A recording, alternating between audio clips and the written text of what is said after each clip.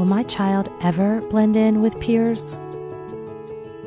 You know, as parents, especially those of us that have children on the spectrum, we so worry about them getting teased. We worry about people making fun of them, about kids being hurtful and ostracizing them, and, you know, just our hearts just break before anything even happened. And I want to talk to you about a few things, and this is a little bit of a long-term vision on this. Most of our children have very unique qualities, one of them being a photographic memory. Although in the beginning they choose not to share their thoughts with us, so we don't really even know that it's there. But it is. And the other is their obsessive thinking. They'll get on a topic, and man, as you well know, it will not let up forever. I mean, sometimes we have to put limits on it, even as therapists, and say, okay, you have 5 minutes to talk about Star Wars today. That's it. Go. And I mean, it really has to be that controlled. And what I do, and what I did as a parent, and what I do as a therapist, is I watch their behaviors a little bit. I look at what the topic is that they're obsessing on, and then I try to shape it into something that's kid-friendly. Now, sometimes it works really well, and sometimes it doesn't work at all. You have to totally kind of refocus them gently onto a topic that is kid-friendly. Because again, remember, this is a relationship-based social problem, and we want them to have good relationships. So we need to help them and encourage them to use these quirky behaviors and make them into the cool kid, because it can happen. So what you want to do is to find a topic, put your ear to the ground, and find out what is the hot topic, you know, in schools. When my son was in kindergarten and first grade, he totally, and we don't know how he got started on this, but he totally obsessed about the President of the United States, the Vice President, and the order in which they, were president, and what states they came from. Now, I have no idea where he got this from. He wasn't learning history in school yet. Maybe it came from President's Day. I don't know.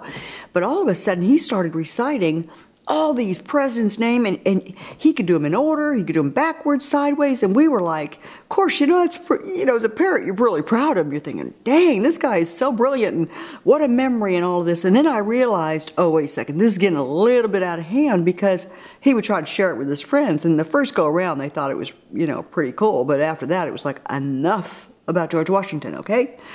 And so what I did was I took that obsessive nature in that topic and shaped it into the topic of the day, which in back then was Pokemon cards.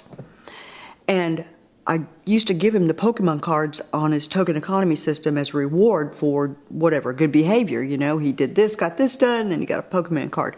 So he transferred that obsessive thinking into the Pokemon series. Now, I'm telling you, within a month, this was like the coolest kid on the playground, because he knew everything, every characteristic, every nuance about this Pokemon series. All right? There's always something out there that can make your child from a quirky kid to a cooler kid. One last thing I want to talk to you about is the way that they go to school dressed. All right? I'm not talking about a financial situation. We all go through situations where it's just, a clothes budget is not available. What I'm talking about is age-appropriate clothes.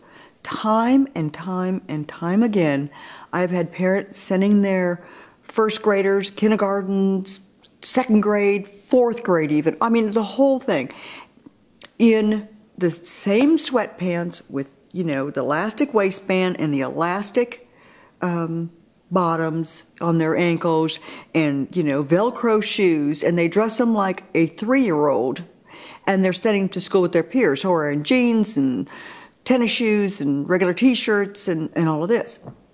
Why? Because they don't like doing the buttons and the zippers. It takes them too long to do the buttons and the zippers. They like wearing loose clothes, and on and on and on. There's a myriad of excuses.